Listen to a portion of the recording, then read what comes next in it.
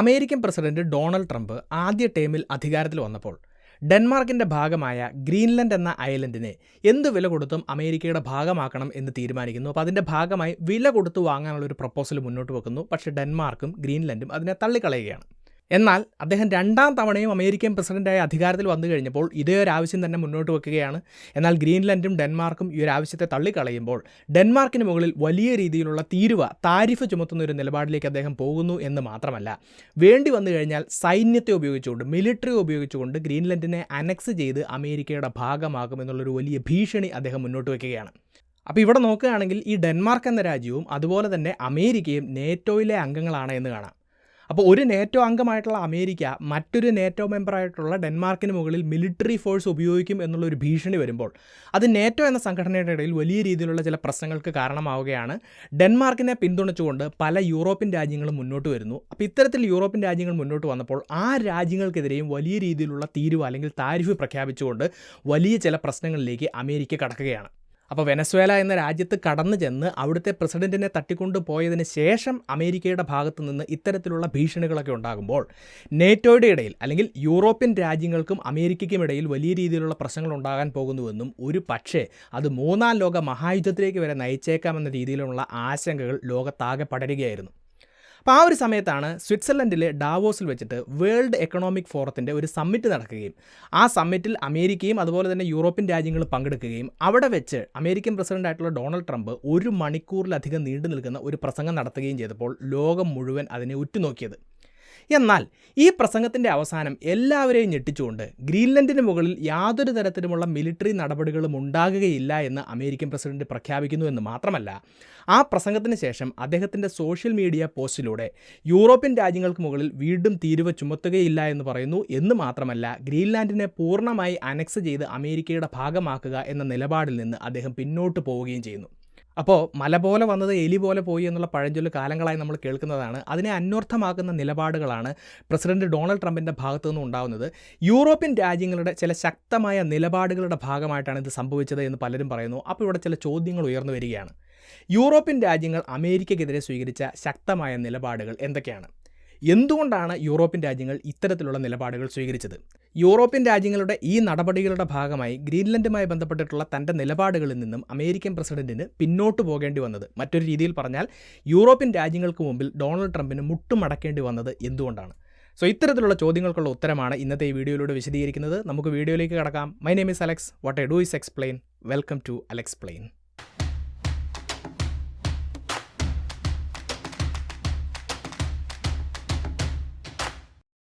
അപ്പോൾ വീഡിയോയിലേക്ക് കടക്കുമ്പോൾ ജിയോ പൊളിറ്റിക്കലി നോക്കുകയാണെങ്കിൽ ഈ ഒരു കാര്യം ഒരു ഗ്ലോബൽ പവർ ഷിഫ്റ്റിന് തന്നെ കാരണമായേക്കാമെന്ന വാർത്തകൾ നമ്മൾ കാണുന്നുണ്ട്. അപ്പോൾ ഇന്നത്തെ കാലഘട്ടത്തിൽ ലോകരാജ്യങ്ങളുടെ പവർ അല്ലെങ്കിൽ അധികാരമെന്ന് പറയുന്നതിൽ മിലിറ്ററിയും എക്കോണമിയും മാത്രമല്ല ടെക്നോളജിക്കൽ അഡ്വാൻസ്മെൻറ്റും വലിയൊരു ഭാഗം വഹിക്കുന്നുണ്ട്. അപ്പോൾ ഈ കാലഘട്ടത്തിലെ ഏറ്റവും പ്രധാനപ്പെട്ട ടെക്നോളജി എന്ന് പറയുന്നത് AI ആണെന്ന് സംശയമില്ലാതെ പറയാം. ഇന്ന് പല ബിസിനസ്സുകളും വർക്കിംഗ് പ്രൊഫഷണൽസും എല്ലാം AI ഉപയോഗിച്ചുകൊണ്ടാണ് മുന്നോട്ട് പോകുന്നത്. അപ്പോൾ നിങ്ങളും ഈ AI വിപ്ലവത്തിൻ്റെ ഭാഗമാകാൻ ആഗ്രഹിക്കുന്നുണ്ടെങ്കിൽ സമയം ഒട്ടും വൈകിയിട്ടില്ല. ഈ വരുന്ന ശനി ഞായർ ദിവസങ്ങളിൽ രാവിലെ 10 മണി മുതൽ വൈകുന്നേരം 7 മണി വരെ നടക്കുന്ന 2 ഡേ ലൈവ് AI ട്രെയിനിങ് പ്രോഗ്രാമിൽ പങ്കെടുത്തുകൊണ്ട് നിങ്ങൾക്കും ഈ AI ഫീൽഡിൻ്റെ ഭാഗമാകാം. സാധാരണ രീതിയിൽ 10,000 രൂപയൊക്കെ ഫീസ് വരുന്ന ഈ ഒരു AI ട്രെയിനിങ് ഔട്ട്സ്കിൽ എന്ന പ്ലാറ്റ്ഫോം നമുക്ക് തികച്ചും സൗജന്യമായിട്ടാണ് നൽകുന്നത്.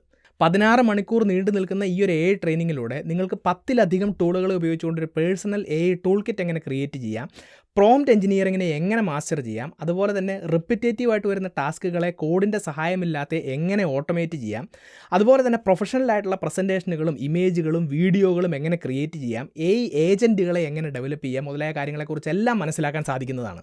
ഓൾറെഡി 40-ലധികം രാജ്യങ്ങളിൽ നിന്നുള്ള 10 മില്യണിലധികം പ്രൊഫഷണൽസ് ഈ ഒരു ട്രെയിനിങ്ങിൻ്റെ ഭാഗമായി കഴിഞ്ഞു. ഇനി നിങ്ങൾ ഏത് മേഖലയിൽ ജോലി ചെയ്യുന്ന ആളുകളായിക്കൊള്ളട്ടെ, നിങ്ങൾക്ക് എല്ലാവർക്കും ഈ ഒരു ഫ്രീ ട്രെയിനിങ് ഉപകാരപ്രദമായിരിക്കും. നിങ്ങൾക്ക് AIയെക്കുറിച്ച് കൂടുതൽ പഠിക്കാനും നിങ്ങളുടെ കരിയറിനെ സുരക്ഷിതമാക്കാനും ആഗ്രഹിക്കുന്നുണ്ടെങ്കിൽ ഞാൻ ഡിസ്ക്രിപ്ഷനിലും പിൻഡ് കമൻറ്റിലും കൊടുത്തിട്ടുള്ള ലിങ്കുകൾ ഉപയോഗിച്ചുകൊണ്ട് ഈ ഒരു ട്രെയിനിങ്ങിന് വേണ്ടി സൈനപ്പ് ചെയ്യുക. നമുക്ക് വീഡിയോയിലേക്ക് തിരിച്ചു വരാം. അപ്പോൾ ഇവിടെ യൂറോപ്യൻ രാജ്യങ്ങൾ സാധാരണയിൽ നിന്നും വ്യത്യസ്തമായി ചില നിലപാടുകൾ, ശക്തമായ നിലപാടുകൾ അമേരിക്കയ്ക്കെതിരെ സ്വീകരിച്ചു എന്ന് നമ്മൾ കാണുന്നുണ്ട്. അപ്പോൾ അതെന്താണ് എന്ന് മനസ്സിലാക്കണമെങ്കിൽ യൂറോപ്യൻ രാജ്യങ്ങൾ സാധാരണ സമയത്ത് എന്തൊക്കെ നിലപാടുകളായിരുന്നു സ്വീകരിച്ചിരുന്നത് എന്ന് നമ്മൾ മനസ്സിലാക്കണം. സാധാരണ ട്രംപ് എന്ത് പറഞ്ഞാലും അതിനെ രണ്ട് കൈ നീട്ടി സ്വീകരിച്ച് ഫോളോ ചെയ്യുന്നൊരു നിലപാടായിരുന്നു യൂറോപ്പ് സ്വീകരിച്ചിരുന്നത്. ഇപ്പോൾ ചില ഉദാഹരണങ്ങൾ നോക്കുകയാണെങ്കിൽ ഇപ്പോൾ ഈ നേറ്റോയുടെ ഡിഫൻസ് ബഡ്ജറ്റുമായി ബന്ധപ്പെട്ടിട്ട് യൂറോപ്യൻ രാജ്യങ്ങൾ വലിയ സംഭാവന ചെയ്യുന്നില്ല എന്നുള്ളൊരു ആരോപണം ട്രംപിൻ്റെ ഭാഗത്തുനിന്ന് വരികയാണ്. അപ്പോൾ ആ സമയത്ത് ഈ നേറ്റോ എഗ്രിമെൻ്റ് പ്രകാരം തങ്ങളുടെ GDPയുടെ 2% വരെ കോൺട്രിബ്യൂട്ട് ചെയ്യണം എന്നാണെങ്കിലും അതിൻ്റെ ഇരട്ടിക്ക് മുകളിൽ ഓരോ രാജ്യങ്ങളും GDPയുടെ 5% നേറ്റോയിലേക്ക് കോൺട്രിബ്യൂട്ട് ചെയ്യാൻ വേണ്ടി തീരുമാനിക്കുകയാണ്. ഇനി അതുപോലെ തന്നെ ട്രംപ് അധികാരത്തിൽ വന്ന ആദ്യ നാളുകളിൽ ലോകരാജ്യങ്ങൾക്കെതിരെയെല്ലാം ഈ താരിഫിൻ്റെ ഒരു ത്രെറ്റ് ഉയർത്തിക്കൊണ്ട് വന്നപ്പോൾ യൂറോപ്പിനെതിരെയും ഒരു താരിഫ് ത്രെറ്റ് ഉയർത്തിയിരുന്നു. അപ്പോൾ അതിൻ്റെ ഭാഗമായി യൂറോപ്യൻ യൂണിയൻ്റെയും അമേരിക്കയുടെയും ഇടയിൽ ഒരു ട്രേഡ് ഡീൽ വരികയാണ്. പക്ഷേ യൂറോപ്പിന് നാണക്കേടുണ്ടാക്കുന്ന രീതിയിലുള്ളൊരു ട്രേഡ് ഡീലിലേക്കാണ് അവർ എത്തിച്ചേരുന്നത്. അതെന്തുകൊണ്ടാണെന്ന് ചോദിച്ചു കഴിഞ്ഞാൽ യൂറോപ്പിൽ നിന്നും അമേരിക്കയിലേക്കുള്ള ഇമ്പോർട്ടുകൾക്ക് മുകളിൽ 15% താരിഫ് നിലനിർത്തുന്നു എന്ന് മാത്രമല്ല, യൂറോപ്പ് അമേരിക്കയിൽ നിന്നും $700 ബില്യൺ എനർജി പ്രൊഡക്ട്സ് വാങ്ങണമെന്നും മാത്രമല്ല അമേരിക്കയിൽ യൂറോപ്യൻ ഇൻവെസ്റ്റേഴ്സ് $500 ബില്യൺ ഇൻവെസ്റ്റ്മെൻറ്റ് നടത്തണം മുതലായ കാര്യങ്ങളൊക്കെ ആയിരുന്നു ഈ ട്രേഡ് ഡീലിലുണ്ടായിരുന്നത്. അപ്പോൾ യൂറോപ്പിനെ സംബന്ധിച്ചിടത്തോളം നാണക്കേടുണ്ടാക്കുന്ന ഒരു ട്രേഡ് ഡീലായിരുന്നു ഇത് എന്ന് മാത്രമല്ല, യൂറോപ്പിലെ ജനങ്ങളുടെ ഭാഗത്തു നിന്ന് ഇതിനെതിരെ വലിയ രീതിയിലുള്ള എതിർപ്പുകളും ഉണ്ടായിരുന്നു. അപ്പോൾ അമേരിക്ക എന്ത് പറഞ്ഞാലും യൂറോപ്പിന് ദോഷമായ കാര്യങ്ങളാണെങ്കിലും അത് സ്വീകരിച്ച് അമേരിക്കയെ പ്രീതിപ്പെടുത്തി മുന്നോട്ട് പോകുന്നൊരു നിലപാട് അവർ സ്വീകരിച്ചിരുന്നതുകൊണ്ട് ഗ്രീൻലൻഡിനെ പിടിച്ചെടുക്കുമെന്നും അതിനെ എതിർത്ത് കഴിഞ്ഞാൽ താരിഫ് ഏർപ്പെടുത്തുമെന്നും വേണമെങ്കിൽ മിലിറ്ററി ഉപയോഗിക്കുമെന്നൊക്കെയുള്ള ഭീഷണികൾ അമേരിക്കയുടെ ഭാഗത്തു നിന്നുണ്ടായി കഴിഞ്ഞപ്പോൾ സാധാരണയായി യൂറോപ്യൻ രാജ്യങ്ങൾ ചെയ്യുന്നത് പോലെ ട്രംപിനെ പ്രീതിപ്പെടുത്തുന്ന രീതിയിലുള്ള ചില നടപടികളായിരിക്കും ഈ രാജ്യങ്ങളുടെ ഭാഗത്തു നിന്നുണ്ടാവുക എന്ന് എല്ലാവരും വിചാരിച്ചിരുന്നുവെങ്കിലും തികച്ചും വ്യത്യസ്തമായ ശക്തമായ ചില നടപടികൾ ഇവരുടെ ഭാഗത്തുനിന്നുണ്ടാവുകയാണ്. അതെന്തൊക്കെയാണെന്ന് നോക്കാം. പ്രധാനമായിട്ടും 5 കാര്യങ്ങളാണ് യൂറോപ്യൻ രാജ്യങ്ങൾ ചെയ്യുന്നത്. അതിലൊന്നാമത്തെ എന്ന് പറയുന്നത്, ഡൊണാൾഡ് ട്രംപ് മിലിറ്ററിയുടെ കാര്യം എടുത്തിട്ട് കഴിഞ്ഞപ്പോൾ ഒരു ജനുവരി പകുതിയോടുകൂടി 7 യൂറോപ്യൻ രാജ്യങ്ങൾ ഈ ഗ്രീൻലൻഡിലേക്ക് അവരുടെ മിലിറ്ററിയെ ഡിപ്ലോയ് ചെയ്യുകയാണ്. എന്ന് മാത്രമല്ല ഡെൻമാർക്ക് അവിടെ ഓൾറെഡി ഉള്ള അവരുടെ മിലിറ്ററി പ്രസൻസ് കുറച്ചുകൂടി വർദ്ധിപ്പിക്കും എന്നൊരു നിലപാട് കൂടി സ്വീകരിക്കുന്നു. അപ്പോൾ ഇവിടെ മനസ്സിലാക്കേണ്ട ഒരു കാര്യം, ഈ രാജ്യങ്ങളുടെ മിലിറ്ററി ഡിപ്ലോയ്മെൻറ്റ് വളരെ ചെറിയ മിലിറ്ററി ഡിപ്ലോയ്മെൻ്റ് ആണ് അവിടെ നടത്തിയത് എന്ന് മാത്രമല്ല അമേരിക്കയ്ക്കെതിരെ ഒരു സൈനിക ഭീഷണിയൊന്നും ആയിരുന്നില്ല ഇവരുടെ ലക്ഷ്യം. ഡൊണാൾഡ് ട്രംപ് പറയുന്നത് ഈ ഗ്രീൻലാൻഡിന് വേണ്ട സുരക്ഷയില്ല, അവിടുത്തെ സെക്യൂരിറ്റി കുറവാണെന്നൊക്കെ പറഞ്ഞു കഴിഞ്ഞപ്പോൾ കുറച്ചുകൂടെ മിലിറ്ററി അയച്ച് അവിടുത്തെ സെക്യൂരിറ്റി വർദ്ധിപ്പിക്കാനാണ് തങ്ങൾ ശ്രമിക്കുന്നത് എന്നാണ് ഈ യൂറോപ്യൻ രാജ്യങ്ങൾ പറയുന്നത്. പക്ഷേ ഡൊണാൾഡ് ട്രംപ് പറഞ്ഞത് അവരുടേത് വളരെ അപകടകരമായിട്ടുള്ള ഒരു നീക്കമാണ് എന്നാണ്. ഇനി യൂറോപ്യൻ രാജ്യങ്ങളുടെ രണ്ടാമത്തെ നടപടി എന്ന് പറയുന്നത് യൂറോപ്യൻ പാർലമെൻറ്റിൻ്റെ ഭാഗത്തു നിന്നുമാണ്. അത് അമേരിക്കയുമായിട്ടുള്ള ട്രേഡ് ഡീലുമായി ബന്ധപ്പെട്ടിട്ടാണ്. ഞാൻ ഓൾറെഡി പറഞ്ഞു, അമേരിക്ക യൂറോപ്യൻ രാജ്യങ്ങൾക്ക് മുകളിൽ താരിഫ് പ്രഖ്യാപിച്ചു കഴിഞ്ഞപ്പോൾ അവർക്ക് നാണക്കേടുണ്ടാക്കുന്ന രീതിയിലുള്ള ഒരു ട്രേഡ് ഡീലിലാണ് ഇവർ അംഗീകാരം കൊടുക്കുന്നത്. അപ്പോൾ ഈ ഡീൽ ഈ 2 പാർട്ടികളുടെയും ഇടയിൽ അംഗീകരിക്കപ്പെട്ടിട്ടുണ്ടെങ്കിലും അത് നിലവിൽ വരണമെങ്കിൽ അത് യൂറോപ്യൻ യൂണിയൻ പാർലമെൻറ്റിൽ വോട്ടിനിട്ട് റാറ്റിഫൈ ചെയ്യണം. അപ്പോൾ യൂറോപ്പിലെ ജനങ്ങളുടെ ഭാഗത്തു നിന്നും ഈ ഒരു ട്രേഡ് ഡീലിനെതിരെ വലിയ രീതിയിലുള്ള മുറുമുറുപ്പ് ഉണ്ടായിരുന്നത് കൊണ്ട് തന്നെ അവിടുത്തെ സെൻട്രിസ്റ്റ് പാർട്ടികളും അതുപോലെ തന്നെ ലെഫ്റ്റിസ്റ്റ് പാർട്ടികളും ഈ ഒരു ട്രേഡ് ഡീലിനെതിരെയായിരുന്നു. എന്ന് മാത്രമല്ല ട്രംപിൻ്റെ ഭാഗത്തു നിന്ന് ഇപ്പോൾ പുതിയ താരിഫ് ത്രെറ്റുകൾ കൂടി വന്നതോടുകൂടി അവിടുത്തെ റൈറ്റ് വിങ് പാർട്ടികളും ഈ ഒരു ഡീലിനെതിരാവുകയാണ്. അപ്പോൾ അമേരിക്കയുടെയും യൂറോപ്യൻ യൂണിയൻ്റെയും ഇടയിൽ ഇങ്ങനെയൊരു ട്രേഡ് ഡീൽ നെഗോഷിയേറ്റ് ചെയ്യപ്പെട്ടിട്ടുണ്ടെങ്കിലും യൂറോപ്യൻ പാർലമെൻറ്റ് അംഗീകരിക്കാതെ ഇതൊരിക്കലും നിലവിൽ വരില്ല. ആ ഒരു ട്രേഡ് ഡീൽ നിലവിൽ വരാനുള്ള സാഹചര്യം ഇപ്പോൾ ഇല്ലാതായിരിക്കുകയാണ്. ഇനി ഇവിടുത്തെ മൂന്നാമത്തെ നടപടി എന്ന് പറയുന്നത്, ട്രംപ് ആദ്യകാലത്ത് യൂറോപ്യൻ യൂണിയന് മുകളിൽ ഇത്തരത്തിലുള്ള താരിഫുകൾ പ്രഖ്യാപിച്ചു കഴിഞ്ഞപ്പോൾ യൂറോപ്യൻ യൂണിയൻ അമേരിക്കയ്ക്ക് മുകളിൽ ഒരു റിട്ടാലിയേറ്ററി താരിഫ് പ്രഖ്യാപിച്ചിരുന്നു. എന്നാൽ ഈ ട്രേഡ് ഡീലിൻ്റെയും നെഗോഷിയേഷൻ്റെയൊക്കെ ഭാഗമായിട്ട് അത് വേണ്ട എന്ന് വെച്ചിരിക്കുകയായിരുന്നു. എന്നാൽ ഈ ഒരു പ്രത്യേക സാഹചര്യത്തിൽ ആ റിട്ടാലിയേറ്ററി താരിഫുകൾ അമേരിക്കയുടെ മുകളിൽ ചുമത്തുന്നതിനെക്കുറിച്ച് ഇവർ വീണ്ടും ആലോചിക്കുകയാണ്. അമേരിക്കയിലെ വാഹന നിർമ്മാതാക്കൾ, എയ്റോസ്പേസ് കമ്പനികൾ, അതുപോലെ തന്നെ അഗ്രികൾച്ചർ കമ്പനികൾക്കൊക്കെ ഏകദേശം $93 ബില്യൺ മാർക്കറ്റാണ് യൂറോപ്യൻ യൂണിയനിലുള്ളത്. അത് ഇത്തരത്തിലുള്ള റിട്ടാലിയേറ്ററി താരിഫ് വന്നു കഴിഞ്ഞാൽ ഇമ്പാക്റ്റ് ചെയ്യപ്പെടുമെന്നുള്ളത് മനസ്സിലാക്കുക.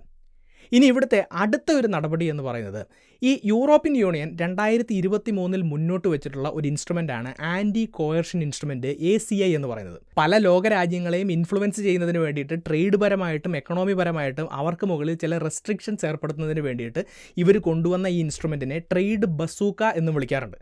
പക്ഷേ ഈ ഒരു ACI എന്ന ഇൻസ്ട്രുമെൻറ്റ് മുന്നോട്ട് വെച്ച സമയത്ത് ഇത് അമേരിക്കയുടെ മുകളിൽ ഉപയോഗിക്കുമെന്ന് ആരും സ്വപ്നത്തിൽ പോലും വിചാരിച്ചിരുന്നില്ല. എന്നാൽ ഈ പ്രത്യേക സാഹചര്യത്തിൽ ഈ ഒരു ട്രേഡ് ബസൂക്ക അല്ലെങ്കിൽ ഈ ഒരു ACI എന്ന് പറഞ്ഞിട്ടുള്ള ഇൻസ്ട്രുമെൻറ്റ് അമേരിക്കയ്ക്ക് മുകളിൽ പ്രയോഗിക്കുന്നതിനുള്ളൊരു തീരുമാനം അല്ലെങ്കിൽ ചില ആലോചനകൾ യൂറോപ്യൻ യൂണിയൻ്റെ ഭാഗത്തുനിന്നുണ്ടാവുകയാണ്.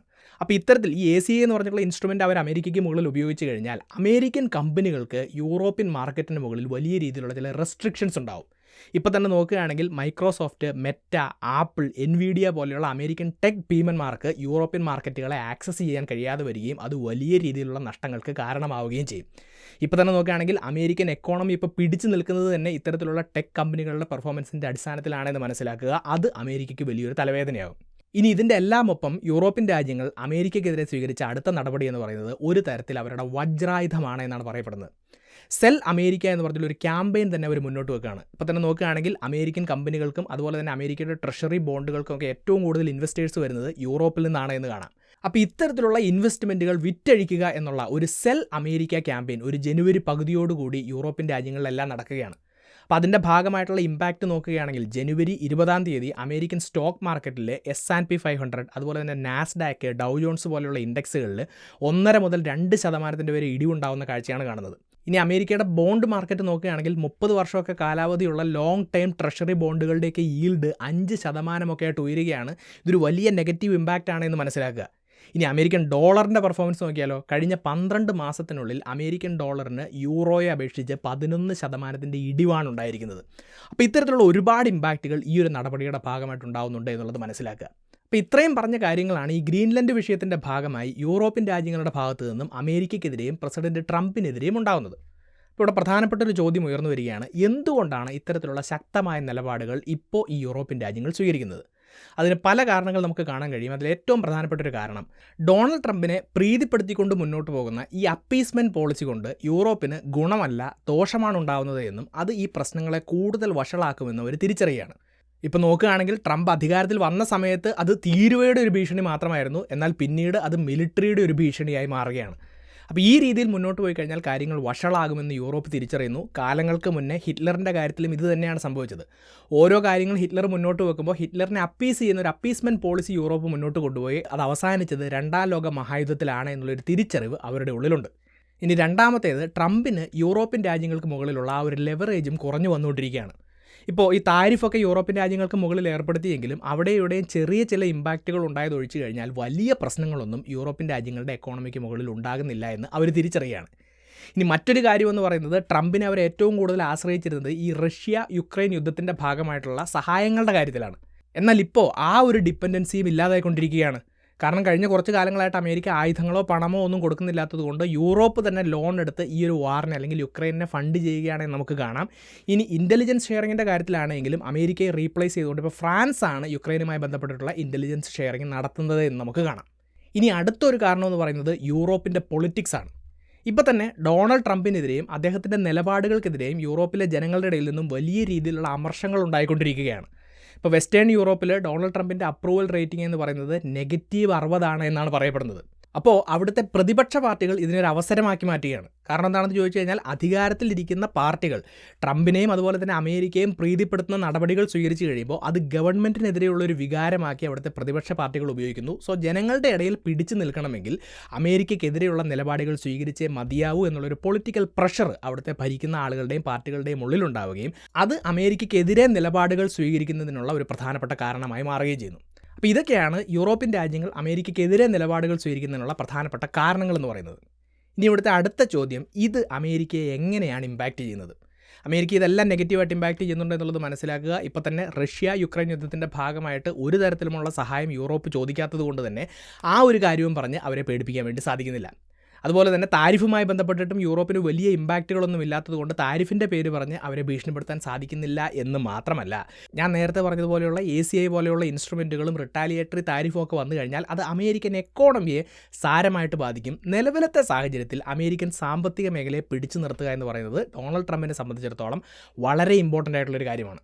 കാരണം അമേരിക്കയിലെ ജനങ്ങൾക്കിടയിലും അദ്ദേഹത്തിൻ്റെ അപ്രൂവൽ റേറ്റിംഗ് കുറഞ്ഞുകൊണ്ടിരിക്കുകയാണ്. അതിനുള്ള ഏറ്റവും പ്രധാനപ്പെട്ട കാരണം അമേരിക്കയുടെ സാമ്പത്തിക മേഖല നേരിടുന്ന പ്രശ്നങ്ങളാണ് എന്നുള്ളതുകൊണ്ട് തന്നെ യൂറോപ്പ് ഇത്തരം നിലപാടുകൾ സ്വീകരിച്ചു കഴിഞ്ഞാൽ അത് അമേരിക്കയെ സാരമായി, അമേരിക്കയും പ്രസിഡന്റ് ട്രംപിനെയും സാരമായി ബാധിക്കുമെന്നുള്ളത് മനസ്സിലാക്കുക. ഇനി ഇത് മാത്രമല്ല, യൂറോപ്യൻ രാജ്യങ്ങൾ സ്വീകരിക്കുന്ന ഈ ഒരു നിലപാടിനെ പിൻപറ്റിക്കൊണ്ട് മറ്റ് ലോകരാജ്യങ്ങളും അമേരിക്കയ്ക്കെതിരെ തിരിയുന്ന ഒരു സാഹചര്യമുണ്ട്, അല്ലെങ്കിൽ ആ ഒരു ട്രെൻഡ് നമുക്ക് കാണാൻ സാധിക്കും.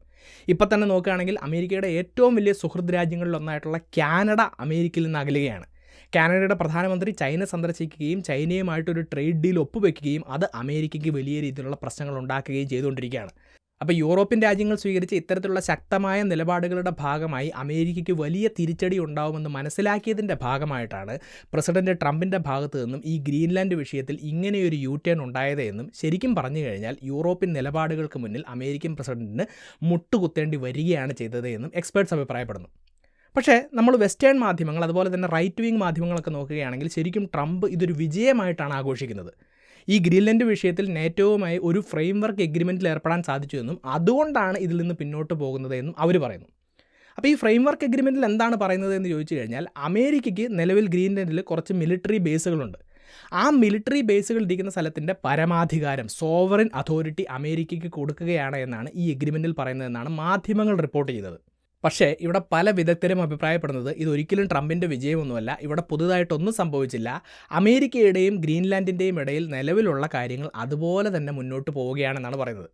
ഞാൻ ഓൾറെഡി പറഞ്ഞു, അമേരിക്കയ്ക്ക് ഗ്രീൻലൻഡിൽ പല മിലിറ്ററി ബേസുകളുമുണ്ട്. ആ മിലിറ്ററി ബേസുകൾ ഇരിക്കുന്ന സ്ഥലത്തിൻ്റെ കൺട്രോളെല്ലാം ഇപ്പോഴും അമേരിക്കയുടെ കയ്യിലാണ് എന്ന് മാത്രമല്ല, ഗ്രീൻലൻഡിൻ്റെയും ഡെൻമാർക്കിൻ്റെയും ഗവൺമെൻറ്റുകളോ ആർമിയോ ഒന്നും ഒരു തരത്തിലും അമേരിക്കയെ ശല്യപ്പെടുത്താൻ വേണ്ടി അങ്ങോട്ട് പോകാറുമില്ല.